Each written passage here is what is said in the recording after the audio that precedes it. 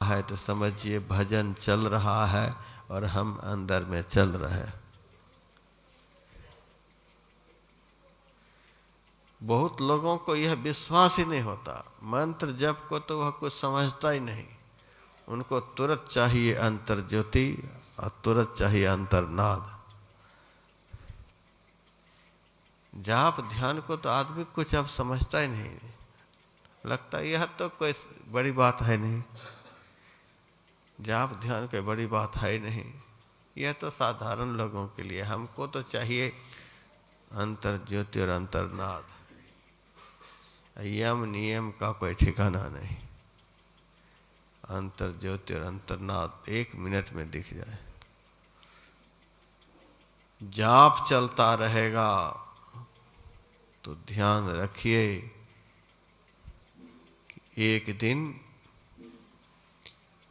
यह जाप आपकी सूरत को अपने साथ चलाते चलाते चलाते वहाँ पहुँचा देगा जहाँ रूप बैठा हुआ है।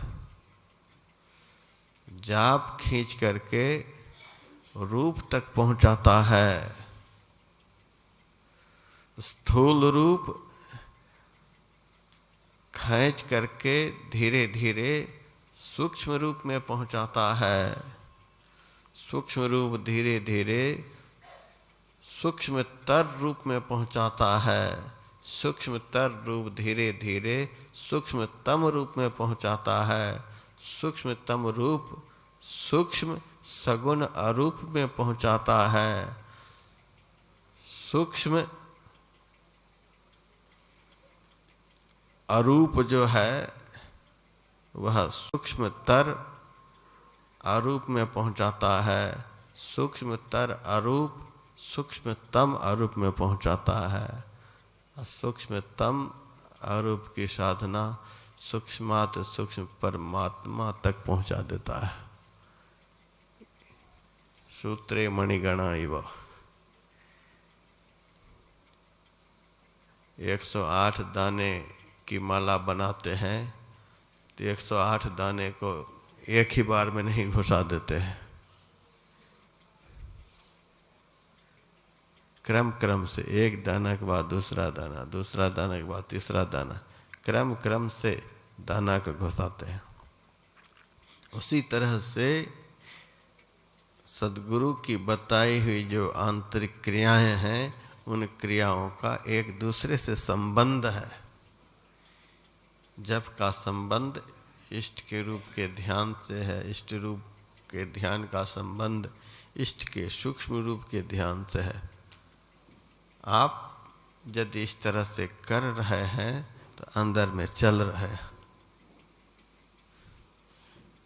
लेकिन आज के अभ्यासी को तुरंत चाहिए दर्शन। तुरंत वाले से तो मैं बहुत नफरत करता हूँ। जो कहता है कि हमको तुरंत दर्शन करा दीजिए, उस आदमी से बहुत नफरत है। वह आदमी भजन नहीं करना चाहता है, उसके मन में कुछ और है।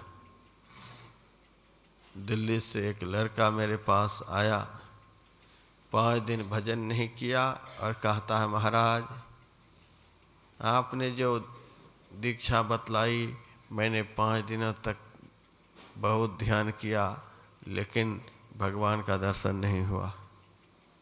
मैंने कहा 5 दिनों में तो ध्रुव प्रहलाद को भी दर्शन नहीं हुआ, तुमको कैसे दर्शन हो जाएगा? बढ़िया से भजन कर, जरूर दर्शन होगा।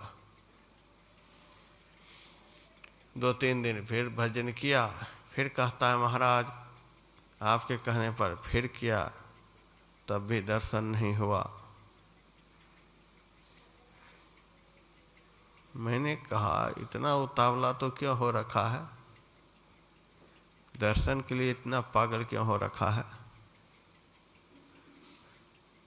महाराज जल्दी से दर्शन हो जाता तो दिल्ली जाकर दुकान वगैरह भी देखते। परमात्मा का दर्शन भी चाहिए और दुकानदारी भी नहीं छूटनी चाहिए, सब चलना चाहिए। ऐसे भक्त कभी भी नहीं देख सकता।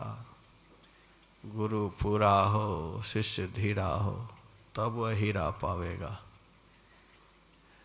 तुरंत धैर्य खो देता है। भजन तो चल ही रहा है। मैंने कई बार सुनाया,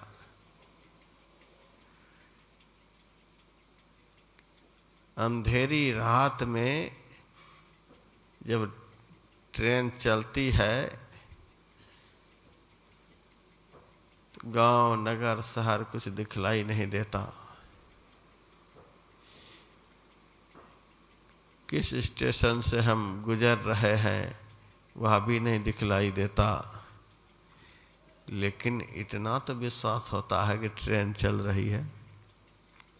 प्लेटफार्म नज़र नहीं आता, गांव, नगर, शहर नहीं दिखता, लेकिन विश्वास तो होता है कि ट्रेन चल रही है। फिर हम सो जाते हैं, ट्रेन चलती रहती है। कहाँ आए कहाँ गए कुछ पता नहीं, लेकिन जब नींद टूटती है, सवेरा होता है, फिर पता चलता हो रात भर ट्रेन चली है। उसी का परिणाम है कि अभी हम बहुत दूर के स्टेशन पर पहुंच चुके हैं, बहुत दूरी तय कर चुके हैं, बहुत दूर हम चल कर आ चुके हैं।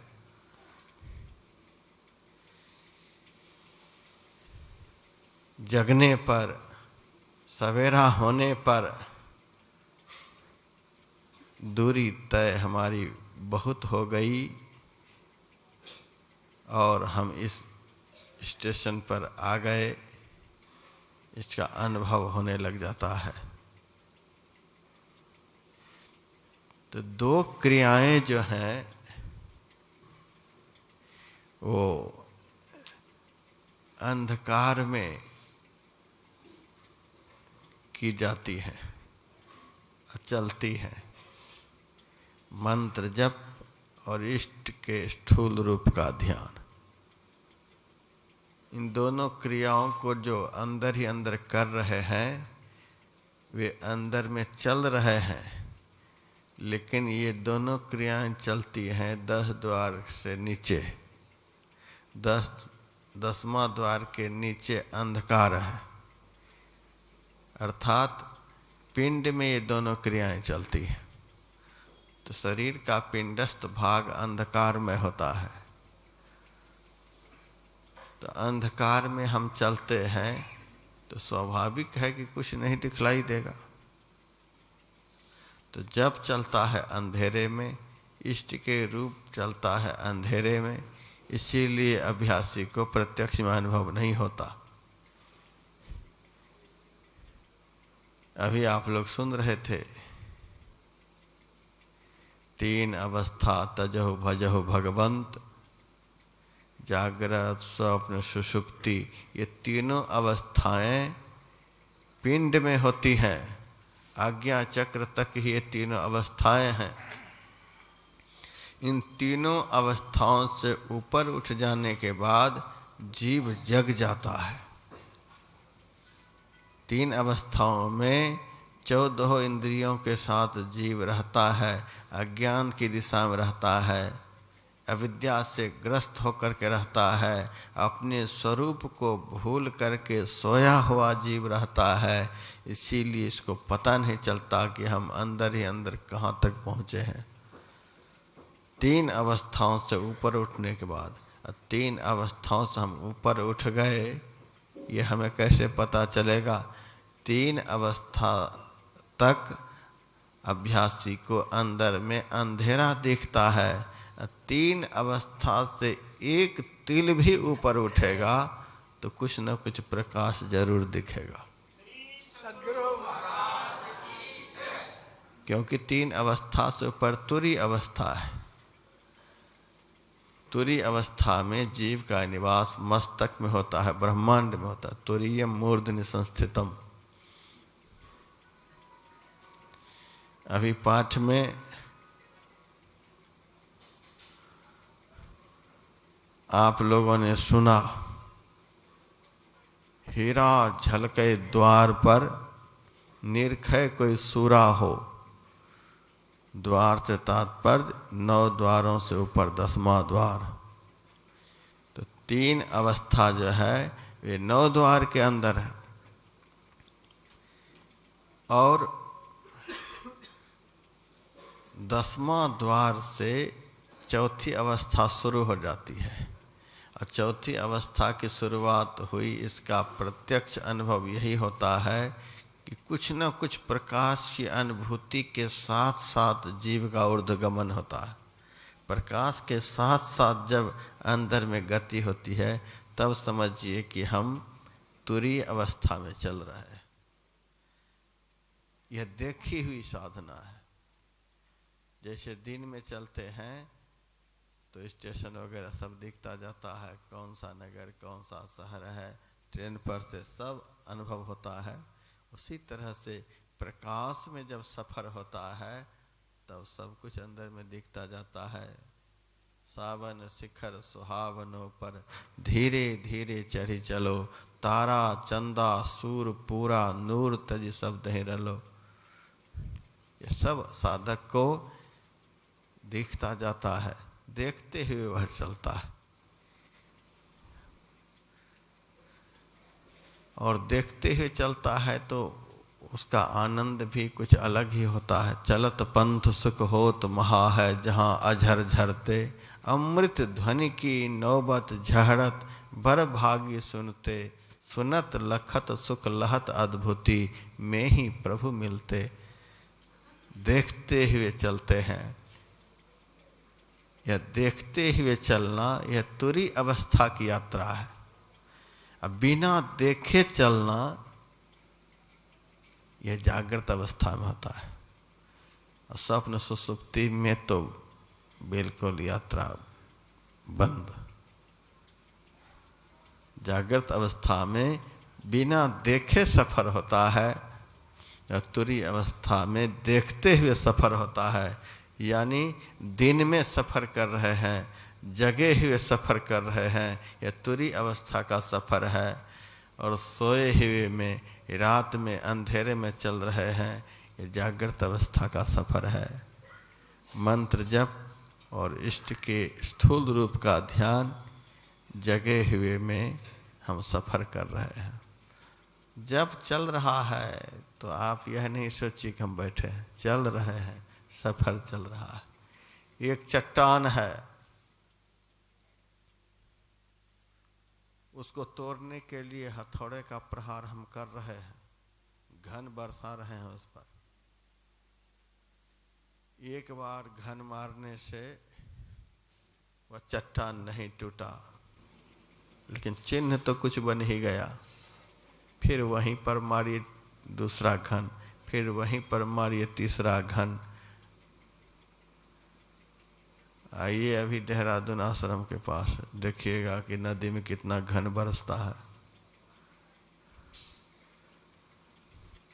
एक ही जगह पर घन बरसाते रहते हैं, कठोर से कठोर चट्टान भी टूट जाता है।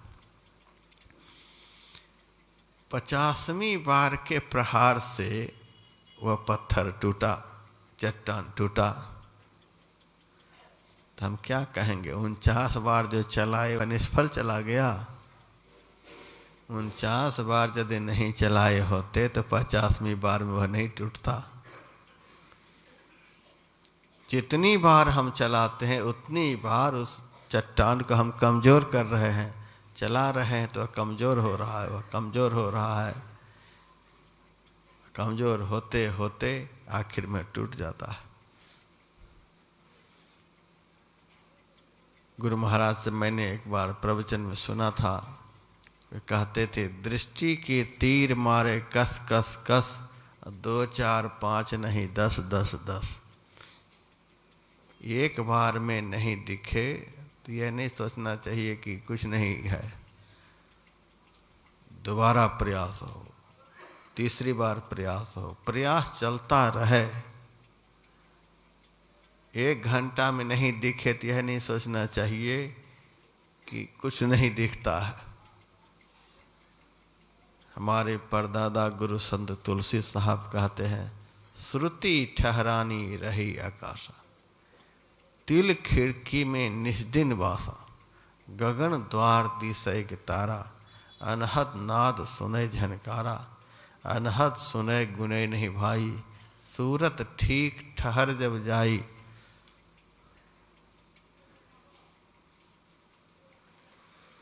तो श्रुति ठहरानी रहे आकाशा, अपनी सूरत को अंदर के अंधकार में आकाश के बीच में ठहरा करके रखे। आंख बंद करके ऊपर नीचे बाएं दाएं से ख्याल को बचा करके रखे। बिल्कुल बीचों बीच कोई भी चट्टान को तोड़ने वाला किनारे से प्रहार नहीं करता है।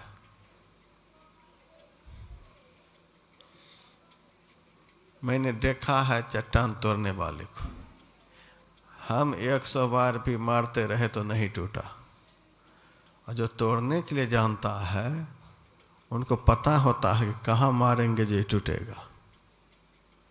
उसी तरह से सच्चा सद्गुरु के द्वारा अभ्यासी को पता होता है कि कहाँ देखने से अंधकार खत्म होगा। जिनको दीक्षा नहीं मिली हो भाषण सुनते रहें, चोट मारते रहें, लेकिन टूटता है कहाँ से पता नहीं चलेगा। गुरु पूरा हो और उसका पूरा ज्ञान दीक्षा के समय में प्राप्त हो, फिर बात बनती है।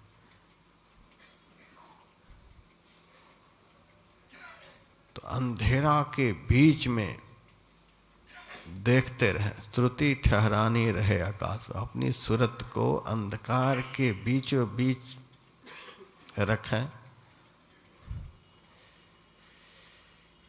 तिल खिड़की में निस्दिन बासा, तिल खिड़की कहते हैं 10वां द्वार को, जहाँ से अंदर का रास्ता आरंभ होता है, अंदर का कुछ दिखता है, उस सूक्ष्म द्वार को तिल खिड़की कहते हैं। वहाँ पर निस्दिन बासा, दिन रात सूरत को वहीं लगा करके रखें। दिन रात तिल खिड़की में निस्दिन बासा, निस्दिन की बात है, 1 घंटा में ही पस्त होने की बात नहीं है।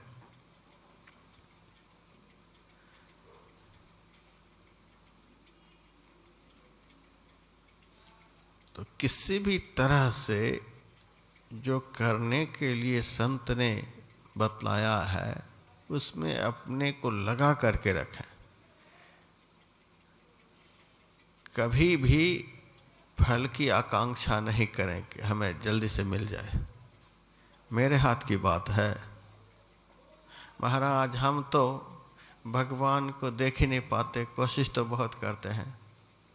तू कैसे भगवान को देख लेगा?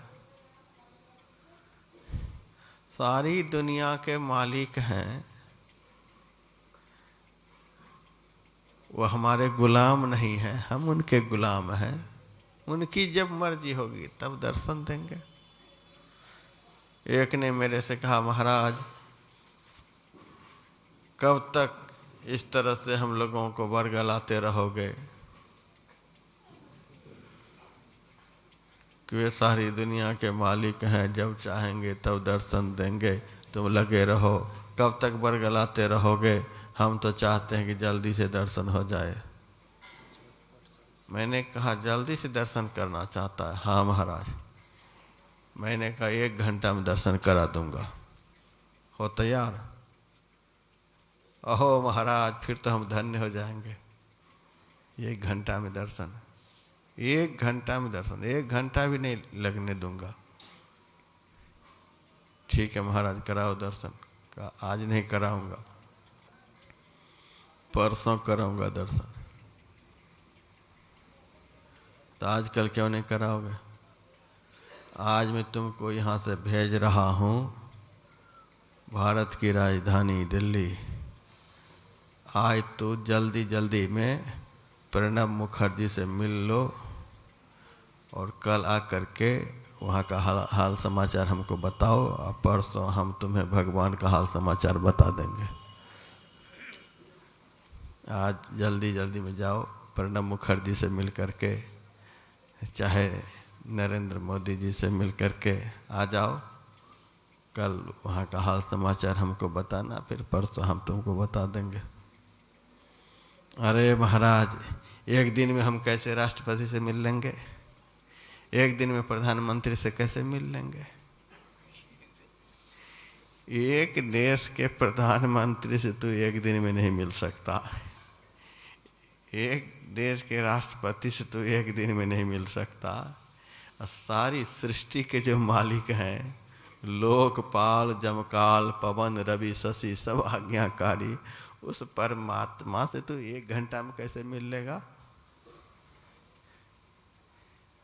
कितनी पैरवी लगानी पड़ती है मुख्यमंत्री से मिलने के लिए, डीएम भी नहीं मिल सकता जल्दी। कितनी पैरवी लगानी पड़ती है, कितना तामझाम करना पड़ता है, फिर वो अपने समय के मुताबिक हमें समय देते हैं। 2 मिनट के लिए, 1 मिनट के लिए हम प्रतीक्षा करते रहते हैं। यदि हमको अपना काम बनाना है तो प्रतीक्षा करनी पड़ती है। जबरदस्ती हम मुख्यमंत्री से नहीं कर सकते, प्रधानमंत्री से नहीं कर सकते, राष्ट्रपति से नहीं कर सकते। सारी सृष्टि के मालिक परमात्मा, उनसे हमारी जबरदस्ती? हाँ, हम तो आज देखेंगे, तो देखते रहो, फिर उनसे जबरदस्ती नहीं चल सकती। दर्शन हो जाने के बाद फिर जितनी जबरदस्ती कर सको, एक बार दर्शन हो जाए फिर तो जो चाहो सो करो, जो चाहो सो कराओ। फिर तो वो इतने बस में हो जाते हैं, कुछ कहा नहीं जा सकता। मीरा के सामने भगवान प्रकट हुए, मीरा देख रही हैं। भगवान ने कहा, मीरा आज तुम्हारी जो इच्छा हो मेरे से मांगो। मीरा कहती हैं, जल्दी जल्दी माए हो, कहते हो कि मांगो, कल 12 बजे आना।